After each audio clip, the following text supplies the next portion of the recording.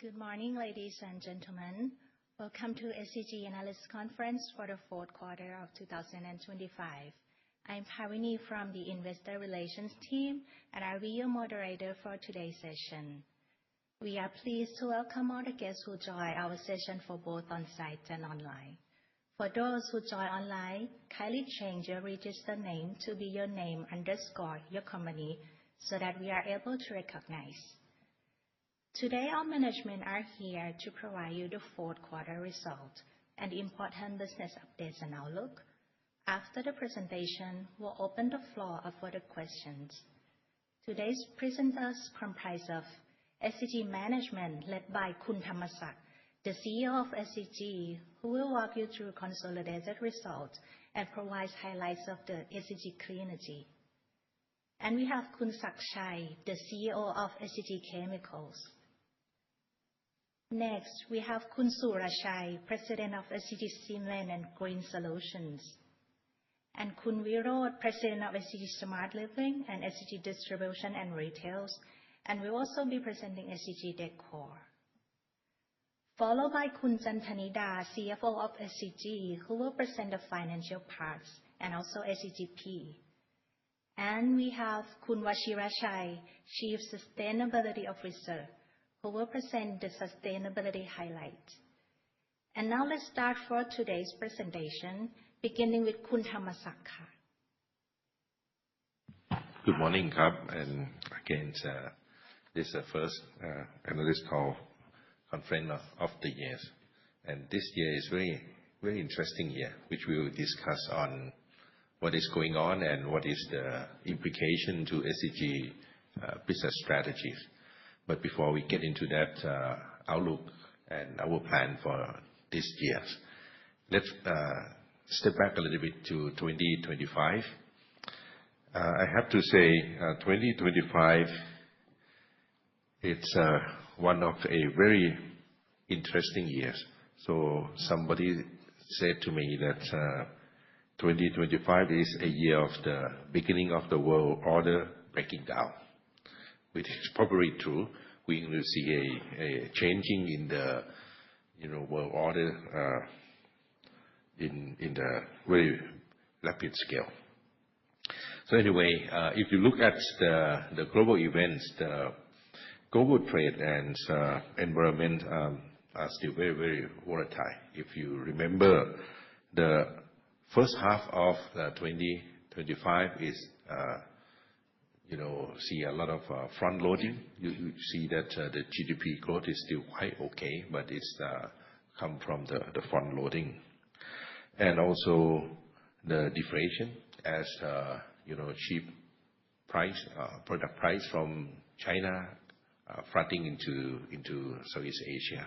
So you see that the price compress and slow down especially in Q4 of this year. Overall GDP, if you look at it, it still stay at 3.2% compared to 3.3%, which look like it's still okay. But if you look in detail, you're going to see a drastic change from quarter to quarter. Geopolitical tension still very volatile and even more volatile this year. That's why you see the energy price, fluctuate drastically. Chemical business still in top cycle. If you look at the spread of the key product, HDP naphtha and PP naphtha, you could see that it's weakened over the years. So this is something we are facing on the global setup of last year's. On the domestic, the Thai baht appreciate 2.4 baht per US dollar on the year-on-year basis. This is quite significant for the dollar surplus business. And the sluggish the Thai economy, Thai GDP growth was stand only to 2.2% compared to 2.5% a year earlier. That is the situation we are facing. But if you look at our result, I have to say, on the cash flow, which is something we are focused over the past few years already, we ensure that we're going to have a strong cash flow position. I would like to emphasize on the adjusted EBITDA generation, which is 55 billion baht. Why is that? Because this is the EBITDA that generated from the normal business before we take the decision on the restructuring. So restructuring is something that we are mindfully, execute to make us stronger. So that's why I would like to present this. And this 55 billion is something that better on the year-on-year basis. Earning, if you adjust before the restructuring cost, we stand at close to 5 billion. Of course, in the Q4, with this the slowdown of the economy, and also the chemical cycle is still touch on a very complex gap, as well as the turnaround season for our cement plant. So that's why you see a slightly negative on the earning in Q4.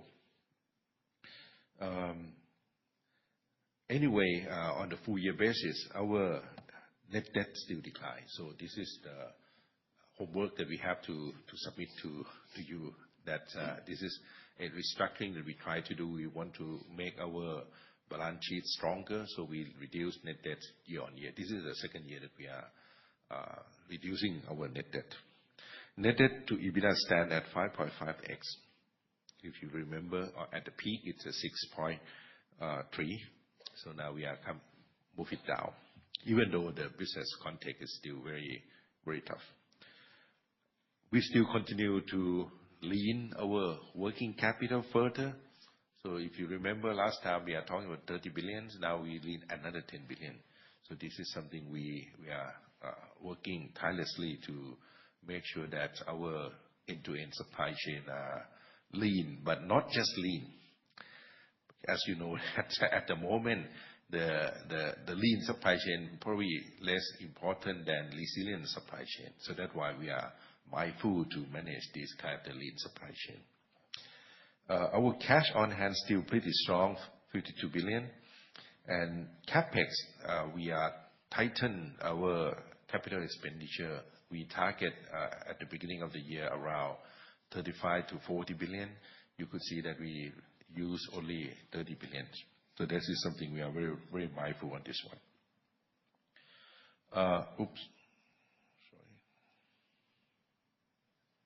Yeah. So dividend from our investment sector still pretty strong. You could see that registered 16 billion against 2024 of 14 billion. So that's a pretty strong cash flow generation from our investment. Divestment, this is another homework I promised over the years. I have to say that still on track. Okay, still on track. We still moving steadily to achieve our milestone, and we will come back to you to report this later on. Okay.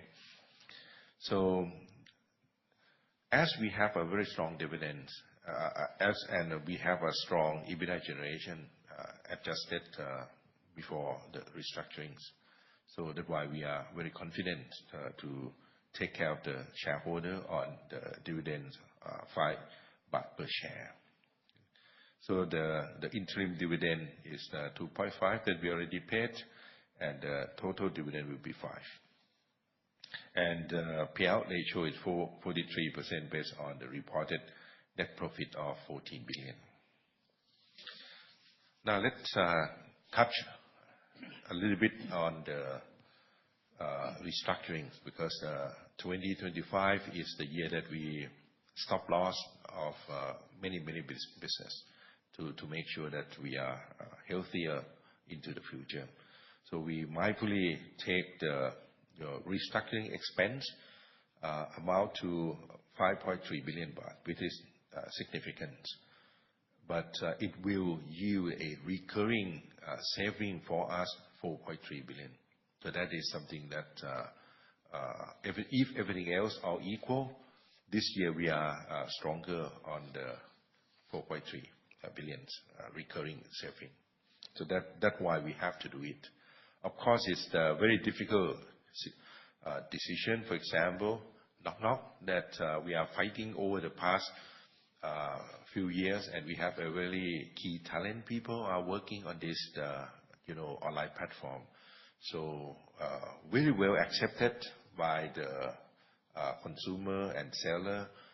However, if you really want to sustain this platform into a regional or global platform, it still requires a lot of cash to be burned. So that's why we carefully make a decision on this. And again, we make a decision that we stop this one, and then the impact to our bottom line on 1.8 billion. But the recurring loss that the platform generates on our portion only, which is 50%, is around 500 million baht. So this is something we are take the action on this. Another thing that you see in the Q4 that we try to do is we decide to stimulate our distribution and retail model in Thailand. So instead of using the centralized management from Bangkok to push the product and the category into the outlet, we think it's wrong. We have to change to a pull channel where our outlet, the localized outlet, can call the products and the inventory from the center.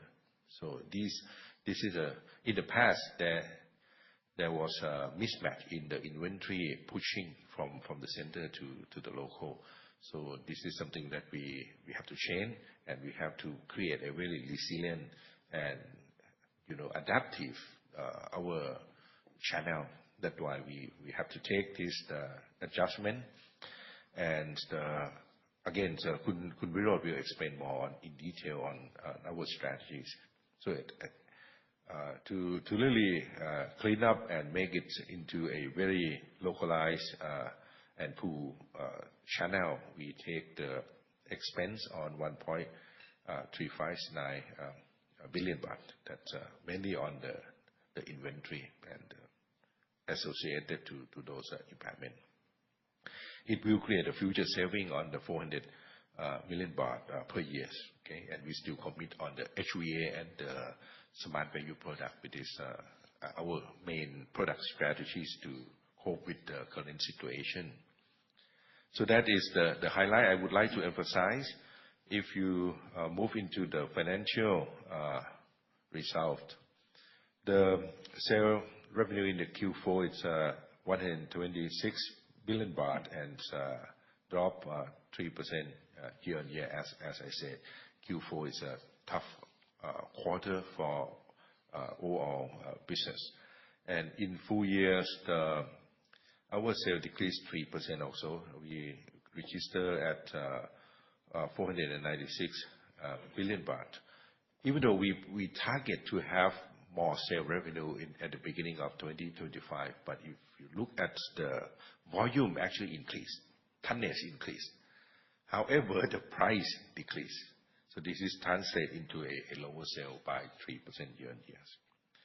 So, and if you look at the destination, something I would like to point out is ASEAN is still vibrant area of growth.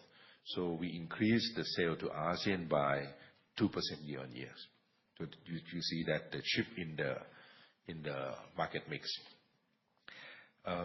US still remain at 1%. So we will not, those who still buy from us, still buy from us. So that is even though there's a lot of turmoil on the tariff, but our products still have some uniqueness that still can sell. And the next one is on the revenue by segments. You could see that Chemicals still represent 42%, packaging 25%, and remaining is cement and building materials. So you could see all segments sales drop year on year except the cement and green solution. If you look at EBITDA, EBITDA is a little bit messy, but I just want to point out that if you look at the red figure, 55 billion adjusted EBITDA, this is before we take restructuring cost. And compared to 2024, also adjusted EBITDA because we have to take the interest rate swap gain with this one time out. So you could see that the core recurring EBITDA has increased healthily 6% amid a lot of depressed situation, mainly because we take the restructuring. When you cut loss, you stop loss, you become stronger. So this is something that we are mindful of doing, and I think we move to the right direction because our core EBITDA generation has been healthier on the year-on-year basis. So and then on the profit, you could see that the registered profit on the year-on-year is 14 billion. Of course, the big chunk is come from the association of the Chandra Asli, which are non-cash yet, but we are working to complete this deal. So later on, when the deal make progress, we can discuss in more detail. But in general, our adjusted earning it's about close to 5 billion baht, and compared to this year is last year is 5.9. But if you look at the context that we take the full year of the long-term depreciation and the interest, so this is that's why I always point out that please look at us at the EBITDA generation because the net profit will take this depreciation and interest that hit to our bottom line. So that is the review of overall 2025. May I pass to Pisang?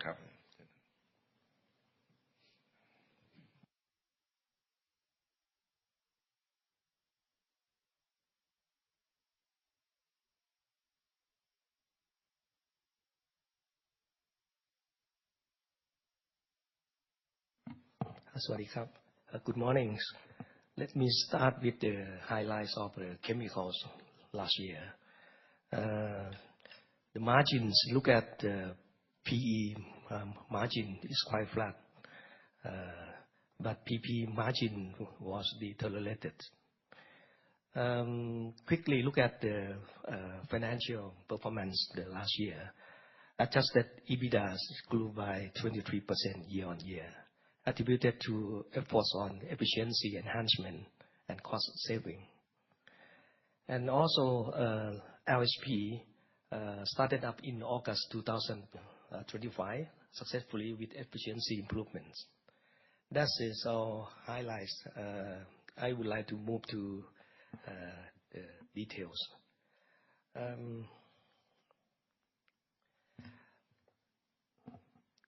The olefin utilization rate last year, the industrial average is a little bit lower than SCG chemicals or Tui cracker running.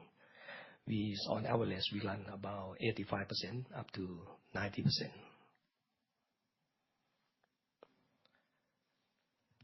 Look at the spread I just mentioned on the HDPE. Actually, last year is the year of the massive capacity from China coming on stream, both C2 and C3. But you look at the gap of the last years, compared with 2024, it seems flat. We always believe the industrial gap not lower than this because of if the gap is lower than this, you will see the more capacity shut down. And last year also, several capacities also announced almost every month. Later, I will show you. But PP gap is a bit lower. Actually, the first 3 quarters in line with the PE gap. Only last quarter, because of the very high competitions of the propane market, US and Saudi Arabia try to compete in the market share in Asia. That's why propane price at the fourth quarters dropped down sharply. That make the PDH in China can utilize capacity more. That make the PP supply flooding, make the PP price in the market down. That's why PP naphtha gap is tumbles lowest at $250. Average the whole year's PP naphtha is about $309. PVC chain improved a little bit from the last year because of the ethylene prices down. Make PVC chain gap is improved to the 324. Oil price is lower than the year before, $68 per barrel. New supplies in short is very high new capacity coming on stream. Demand situation is just moderate, aligned with the GDP growth. This is the ethylene capacity. Last year, 2025,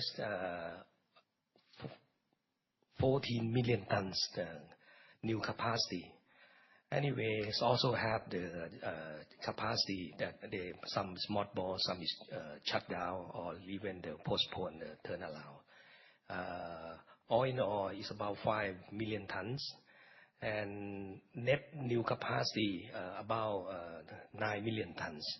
But also the demand globally is also increased about 6 or 7 million tons. So actually last year the oversupply a little bit more. But look at this year, ethylene capacity is much less than the last year, and also announced capacity that will be added into the shutdown capacity, another 5 million tons. And net new capacity this year is lower than the last year. It's about 4 million tons. On top, if you look at the demand side, as I mentioned, 7 or 8 million tons. It seems this year market is a little bit tighter than the last year, but oil is still oversupply. Look at the sale volume the last year, and SCG Chemicals, after we starting up LOSP, we have another 200,000 tons in the last quarter. That's why last year total sale volume is over 2 million tons. Look at value chain, is the same. The gap is better, and also even though the last quarter we have the VCM1 shutdowns, the operation in the last quarter less than the quarter 3, but all years total sale is higher than last year, up to 730,000 tons. Financials, EBITDAs, look at adjusted EBITDAs excluding the LSP and all one times. You see the EBITDAs, mainly the operation in Thailand and existing operation in Southeast Asia. Adjusted EBITDA, we achieve 11,600 million baht. And even though we reported EBITDA is about 4.1 billion baht.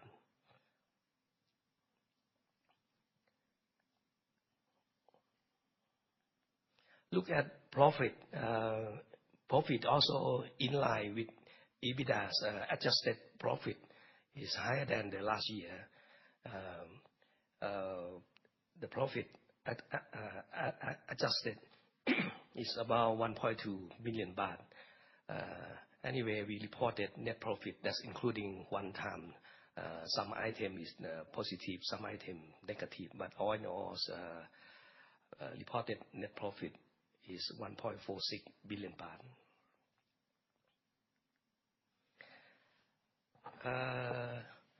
What we have done, our core strategies last years. The first one, as I already mentioned in the beginning of the last years, we have to control costs and also improve the efficiency. We achieved about 1.8 billion baht for cost saving from the operations. And also, the second strategy is very important during the very high competitions, the optimization in the whole chain from the feedstock. The feedstock, look at the last quarters, gas price dropped down. Our asset, we try to maximize using gas, especially LSP. LSP, the last quarters, we quite advantage in comparison with the others naphtha cracker because we can utilize gas up to over 80%. And also we optimize the product portfolios and also try to allocate the products to the area that we can get higher netback.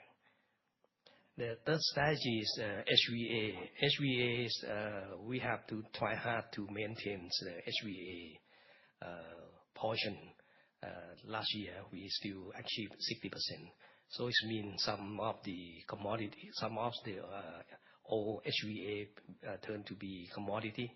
We have to add the new products, the new HVA. That's why we can maintain 60%. This is contributes to the price and the margin.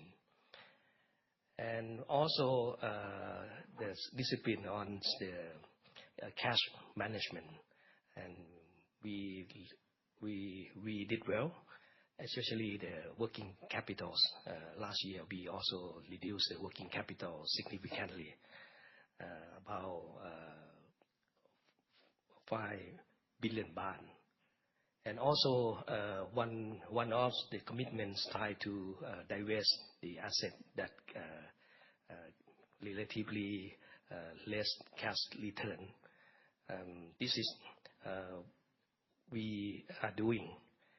Of course, we have the small unit in the mid of the last year. That's a recycle in Kosovo that's already closed down. And the divestment, now we still try hard to deliver our commitment.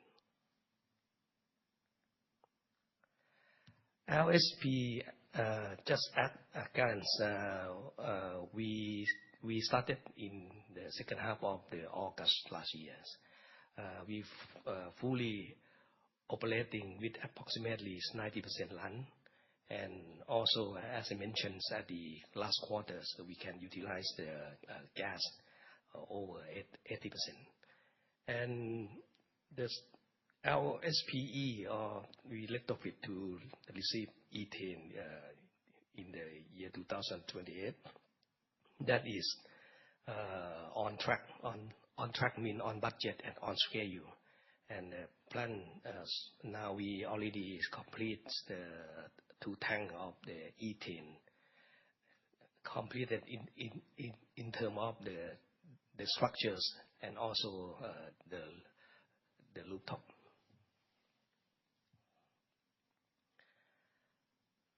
This is another just the small unit, but it's really great achievements. We try to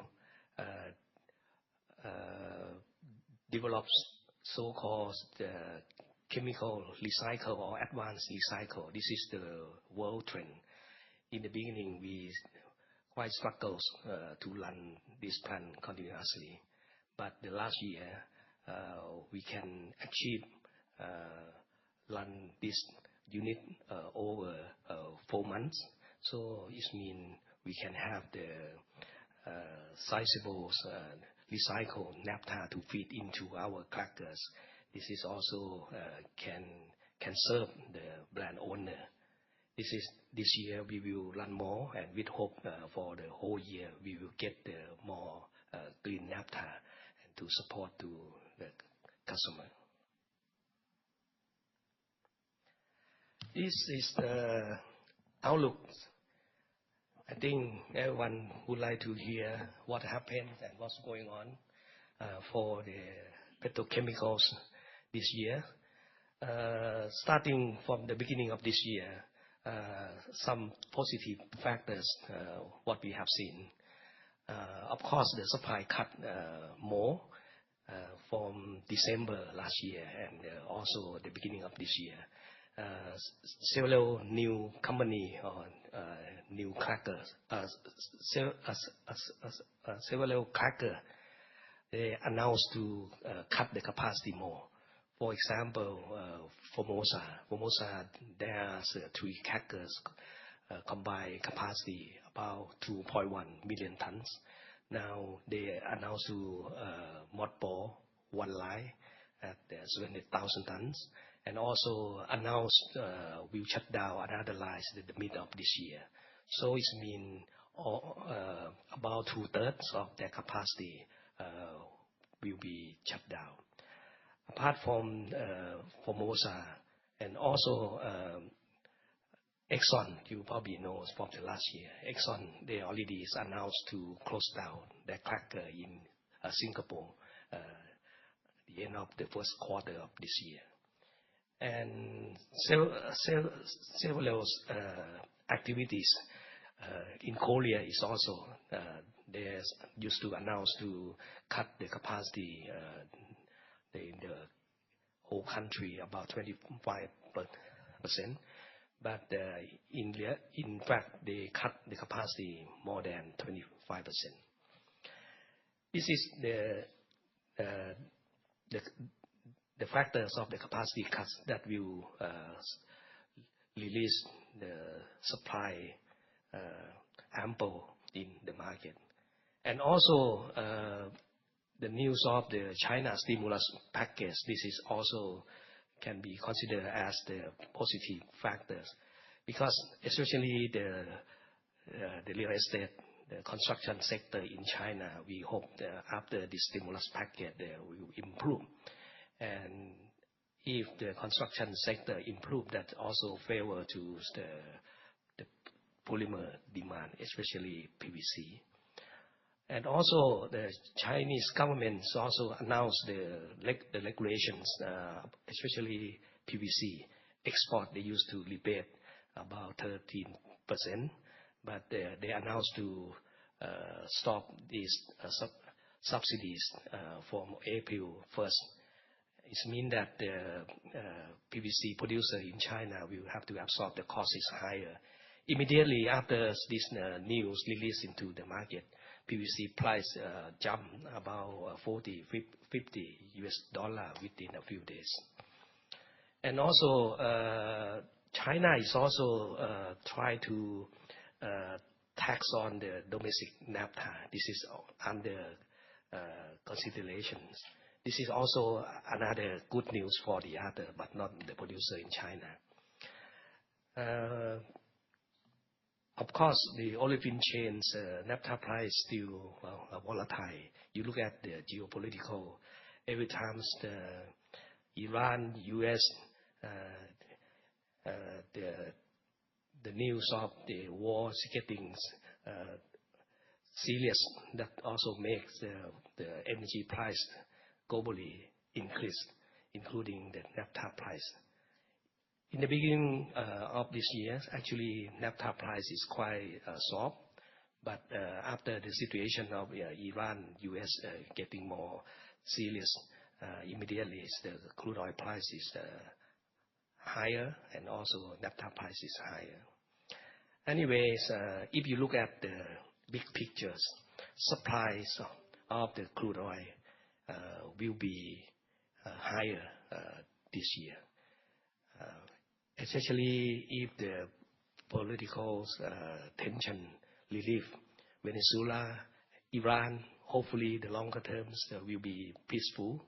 That also contributes to the feedstock price. We all really hope this situation will make the naphtha cracker is more competitive.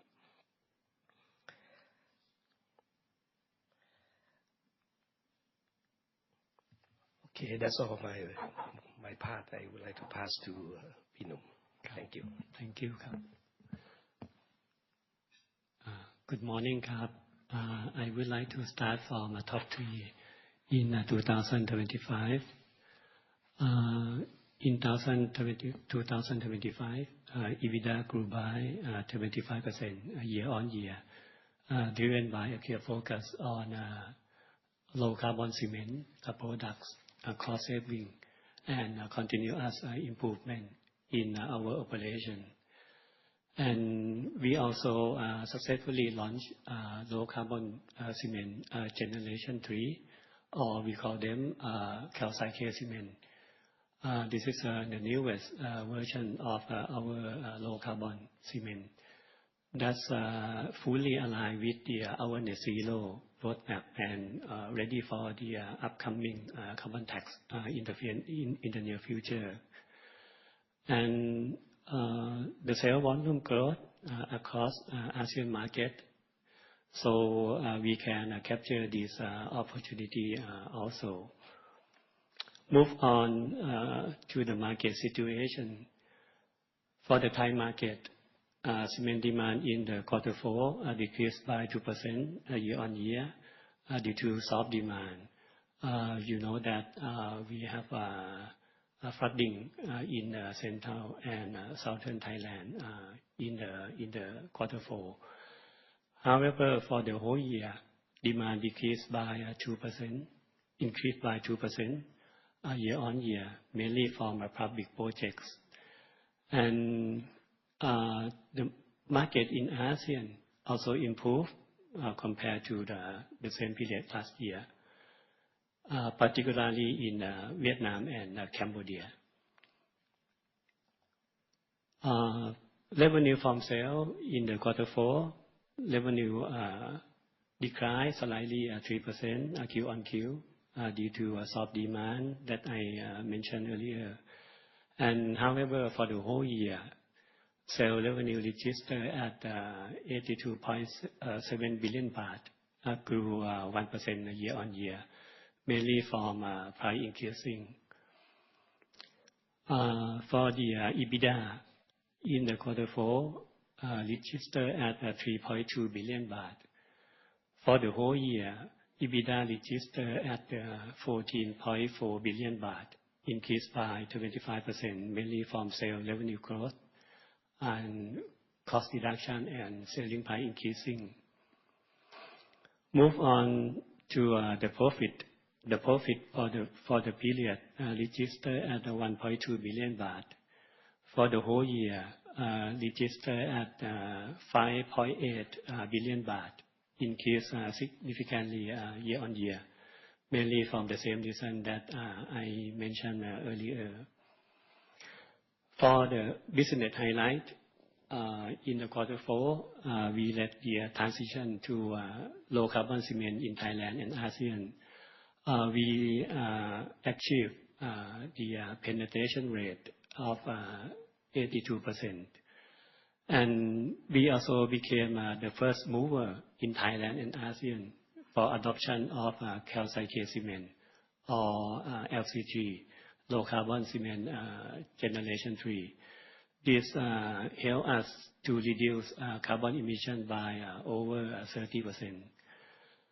And in order to gain more market share in residential segment, we launched smart value product in Thai and ASEAN market by optimization between quality and affordability. Another highlight on innovative construction material. We have expanded the application of ultra high performance concrete technology across a wide range of infrastructure projects. This technology offers superior strength and longer service life while also supporting cost efficiency and lower environmental impact. For the business outlook, we foresee continued growth in Thailand construction market in this year, driven by public projects, and while we see continued growth in regional also. And for our effort, we continue working on cost reduction, optimizing our business portfolio, and expanding our low carbon product. So that's all for my part. Thank you. May I pass to Khun Milot? Good morning, everyone. I would like to address three highlights for the SCG Smart Living and Distribution and Retail. First, we are undergoing the strategic business restructuring designed to drive long-term operational efficiencies. Second, we are seeing Vietnam emerge as a primary growth engine within the ASEAN market. And finally, regarding our core strategy, SVP now accounts for 2,800 million baht in sales, making a significant milestone of our portfolio's transition. For the outlook in Thailand, the market situation first is non-residential segment continue to grow from increasing BOI application, while government project shows steady demand. However, residential segment is softening due to the high household debt and loan rejection. For regional market, Vietnam showed strongest demand from the pre-holiday construction rush. In terms of the financials, this quarter revenue experienced a decline. However, our performance still outpaced overall market in challenging environment. In terms of the EBITDA, our business dropped in both Q4 and all year last year. It was primarily driven by retail business streamline efforts aimed at the long-term efficiencies. For the net profit was impacted by streamlined retail business. However, excluding impact of retail streamlining initiative, our performance remained positive for both quarter and full years. Now turning to the Smart Living business highlight. This year we have prioritized two pillar track, expanding our market reach to innovation and driving cost discipline.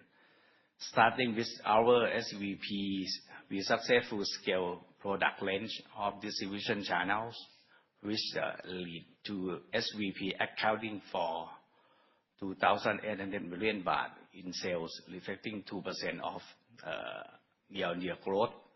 In terms of the new development, we have launched CPAC Smooth Plus HVA roof to offering durability and modern and smooth finish. Finally, our focus on operation excellence remain cost strength to deliver the saving around 286 million baht. For the distribution and retail, focusing on growth through technology and integration. First, we have integrated our loyalty program into one CRM through SCG Family Plus to deliver a better customer experience. This allows seamless point conversion with our partner across our distribution channel. In addition, we are enhancing Homey, that the AI feature for the better understand customer need. Essentially, the value of our customer is accurate, simplified, and smoother journey. Most importantly, it help us to improve lead to sales. In terms of the SCG strategic direction for the retail, We are streamlining the business, improve flexibility and responsiveness to local demand. Our direction is focused on the 4 pillars. One is the shifting from centralization to localization and allow us to leverage our dealer expertise and local advantage to respond more efficiently to market-specific needs. Consequently, this localized approach even drives a reduction of overall inventory level by minimizing demand and supply mismatch at the local level, and continue to expand our product and solution offering with strong emphasis NPD, HVA, SVP. And finally, we are strengthening cost competitiveness through more efficiencies like merchandising, sourcing, and logistics support from the SCG. That's all the strategic direction for the retails. And the outlook, we saw that Thailand is in the election period in this year. In the election momentum, we expect to keep the market stable with the government investment as a key driver.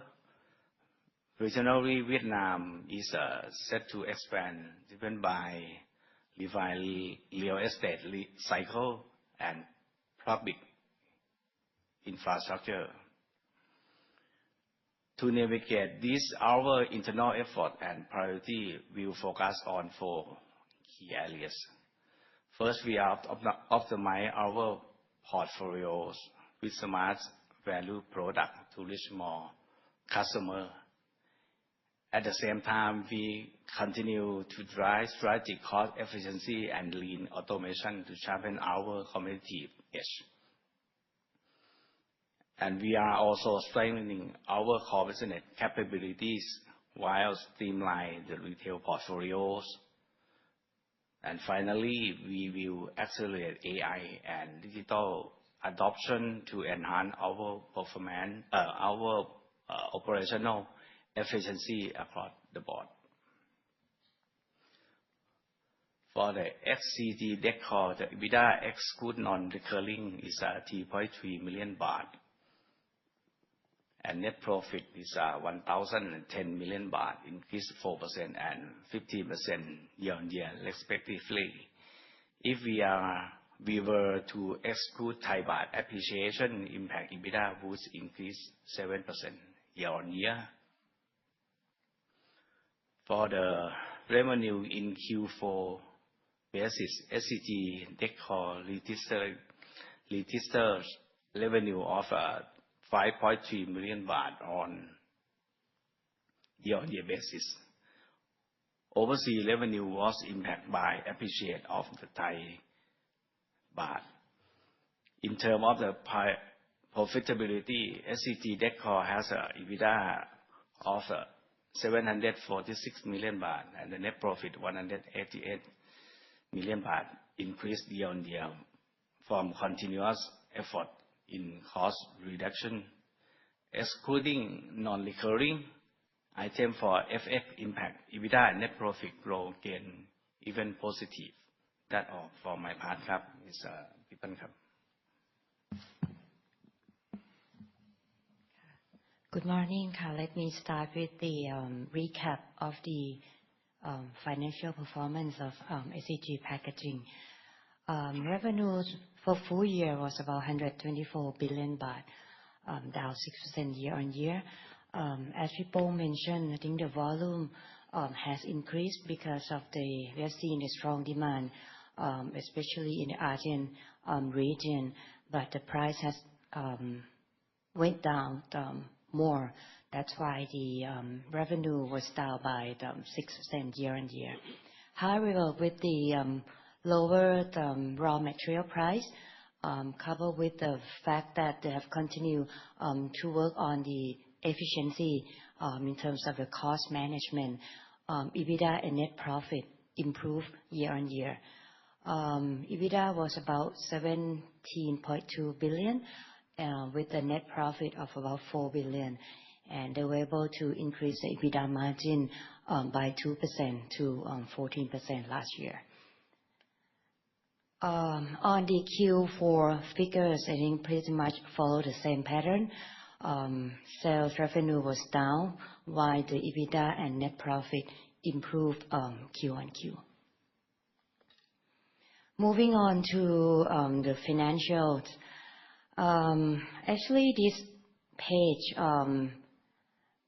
I think the highlight is that we have keep our promise and our commitment that we will focus on the financial stability and the deleveraging.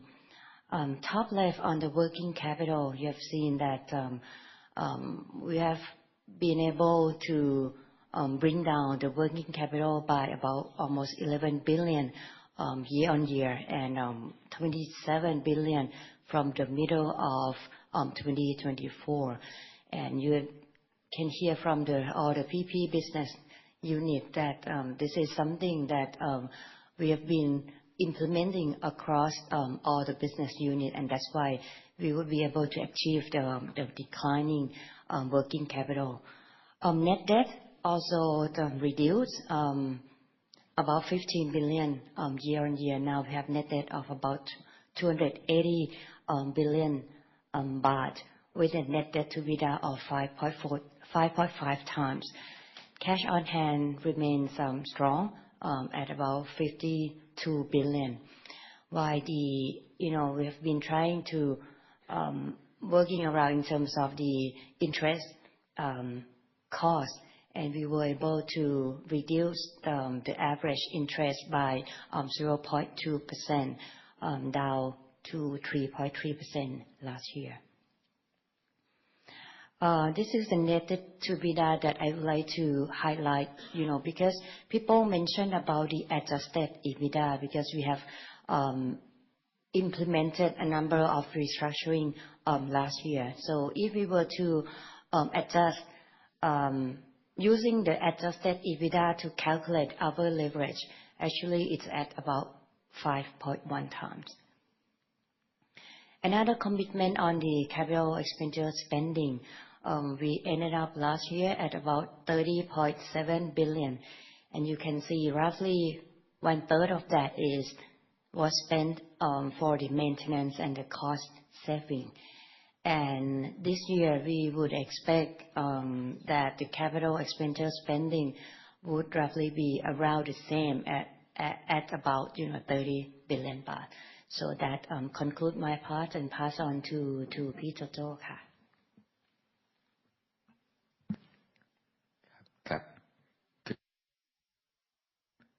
Good morning. So I would like to provide some highlights on sustainability.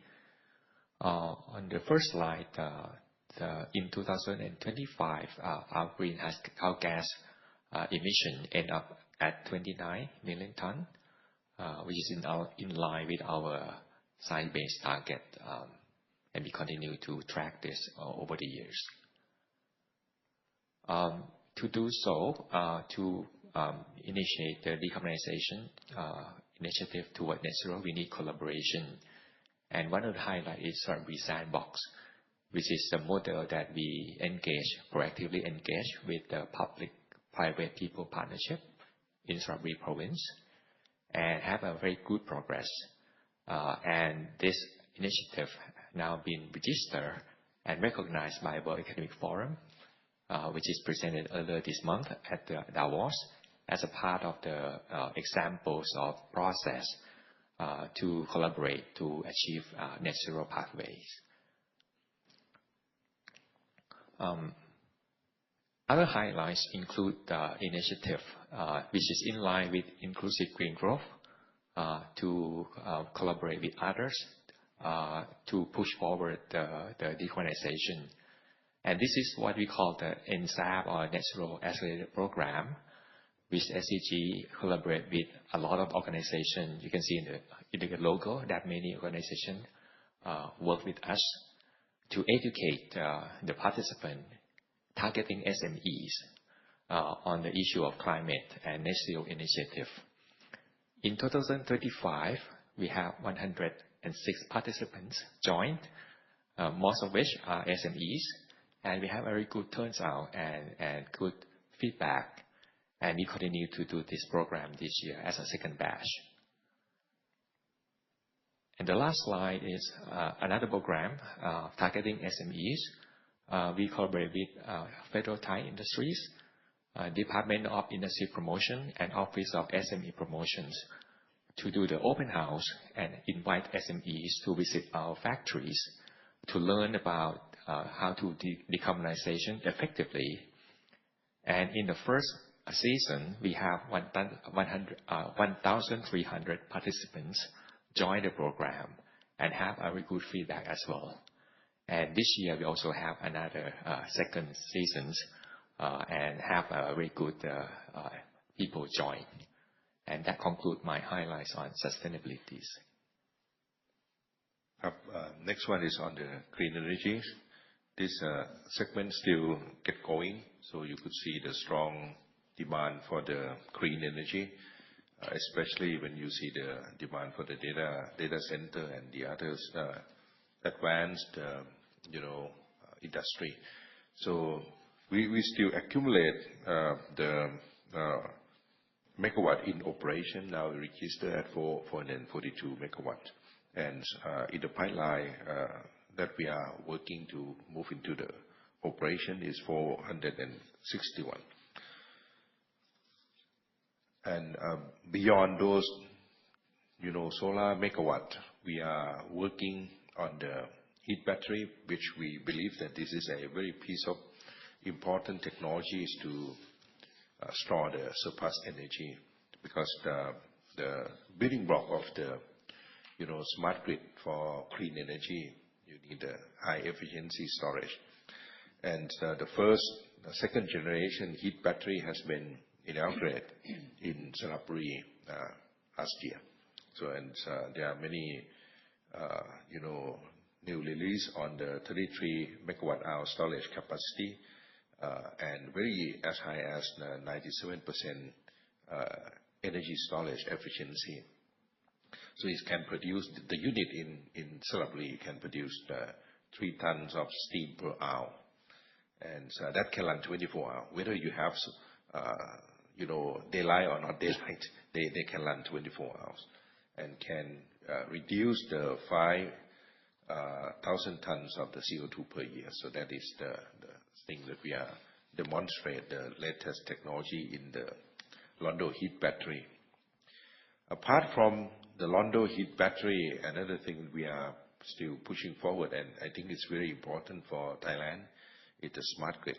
The smart grid, which is the backbone of the renewable energy distribution, and we are plus with in terms of the SDG strategies, we are plus with the new solar high efficiency perovskite. That one we are in developments on that part, and of course the Gen AI for forecasting to tuning the clean energy generation, BESS that we already test the model with Toyota, and the latest one is on the grid forming optimization. So this is a little bit technical word, but again, I just want to register briefly. Then later on, we will, open it up and see how it's important for the modern energy sector in Thailand. So that is the progress of the clean energy. Overall, if you look at the outlook for 2026, so 2026 is probably another, in my opinion, more volatile years compared to 2025. And everyone are pointing out that the slowdown in global economy, slowdown in Thai economy. That's something we begin the year with this kind of the onset. However, one thing that we start to see is everyone are seeking out to find new opportunities in the volatile world. You see that very crowded World Economic Forum in Davos this year. not just to listen to Trump, but bilateral meeting is fully booked, and everyone are seeking to find a bilateral agreement and develop the business, around the world. And for Thailand, we also join Deputy Prime Minister Engiti to pushing Thailand on the global stage to present the attractiveness and potential of Thai sector, Thai economic sector, and Thai consumer to international investor.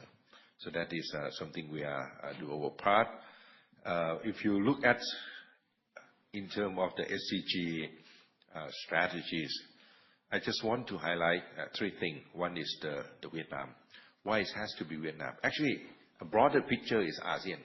You already see that amid turmoil in the polarized world, we are double down on ASEAN, which is a very high economic growth. We grow 2% year on year, and especially in Vietnam. So Vietnam still have a very good steady growth. Of course, they have some inherent problem within Vietnam, of course, that we recognize. However, the opportunity is still there. So we are planning to grow Vietnam from 9% of our sale last year. It could be 15% of our sale in 2030. That is the potential of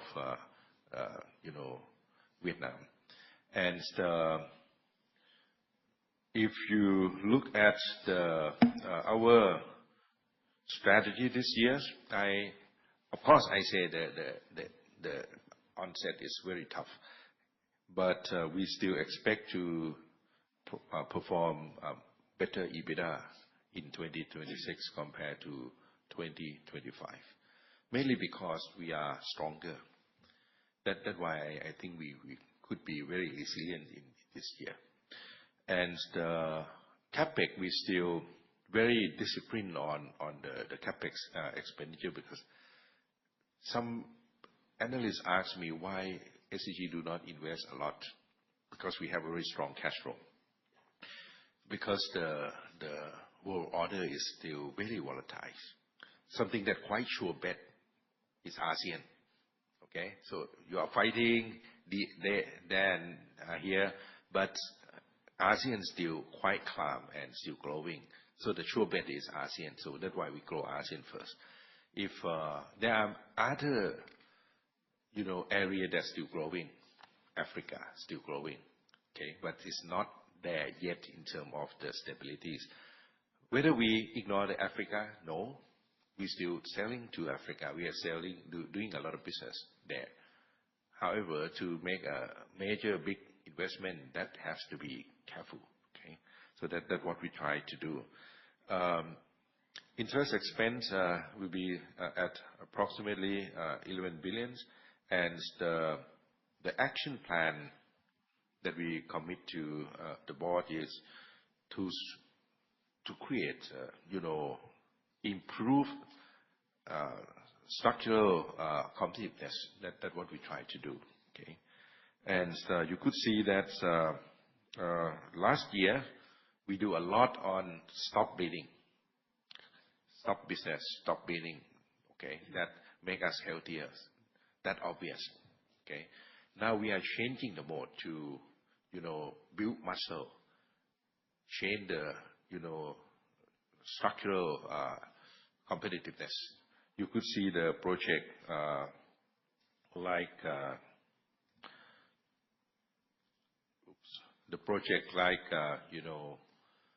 LSPE, the ethane, that will enhance our competitiveness, and low carbon cement, and there are many projects that I haven't announced yet, but that is aiming to make us stronger into the volatile world.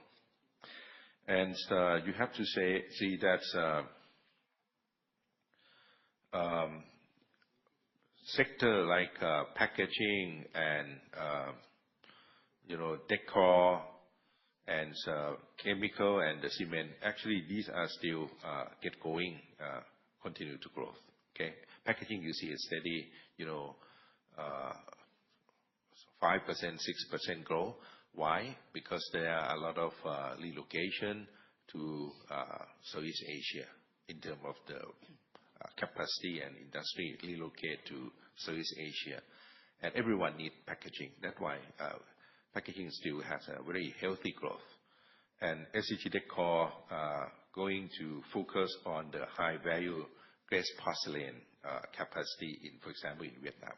Okay? And that is a very clear target that we have to ramp up this glazed porcelain with its high margin compared to the conventional ceramic. Of course, chemical already mentioned ethane project in Vietnam, HVA and the others thing that like the digital solution, the reliabilities, the AI that chemical has done very well on that. Cement still growing in Vietnam and also the low carbon cement in the regions. So I have to conclude that this year we still focus on the financial discipline. We still aim at lower our overall debt. Okay. Actually, we have option to increase the capex and get going quicker. However, the priority at the moment we still feel that lower the debt first. Okay. And in terms of the close non-performing business would be minimal because we already done whatever we should done in the last years. Going forward, we'll be more kind of building the muscle. Okay. I would like to say I try to build a six-pack, but actually I cannot do it by myself. Okay. But the business six-pack, that's what we try to do. Okay. And the emphasis on transformative project that I mentioned, effort on the efficiency project, AI-driven. AI is very, very important.